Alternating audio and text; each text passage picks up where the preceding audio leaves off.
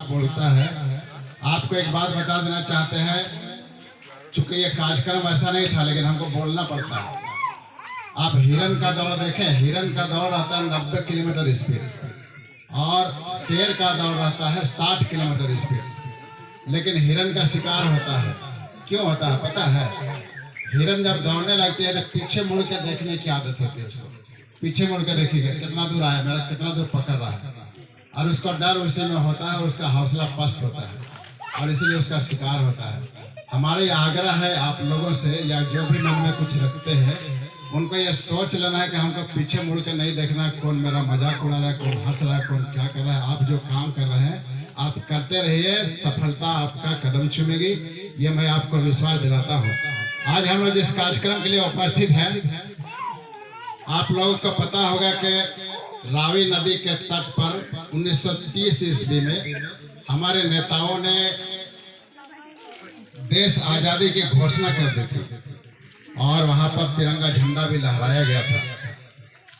लेकिन हमको लगता है कि उसके बाद भी देश आजाद पूर्ण रूप से नहीं हो पाया था। फिर 16-17 साल और लड़ना पड़ा, तब जाके देश हमारा 1947 में आजाद हुआ। अब देश आजाद जब हो गया तो हमारे देश में कानून अपना नहीं था, नियम कानून नहीं था। अब नियम कानून बनाने की आवश्यकता थी, तो कानून बनाने में हमारे देश के नेताओं को, टीम को, राजेंद्र प्रसाद, भीमराव अंबेडकर और बहुत सारे नेता थे, तो टीम बना करके कानून बनना शुरू हुआ।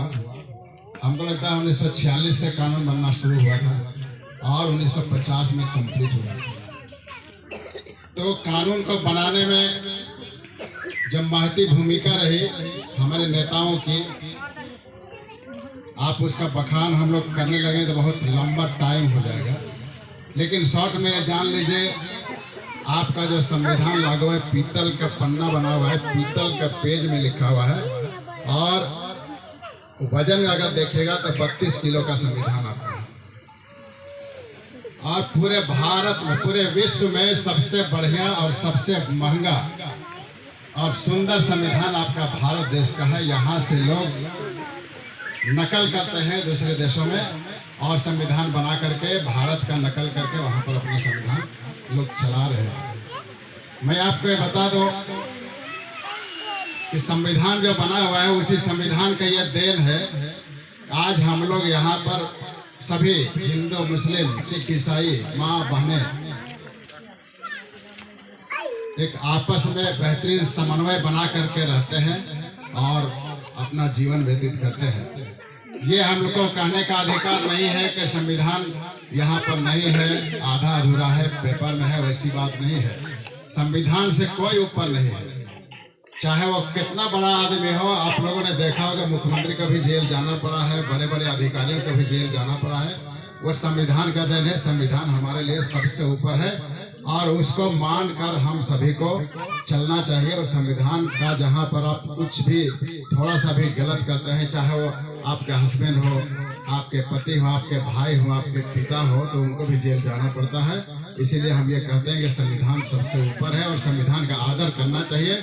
संविधान को यहाँ पर तहस नहस करने के लिए एक साजिश भी चल रही है, उससे भी सचेत रहने की आवश्यकता है।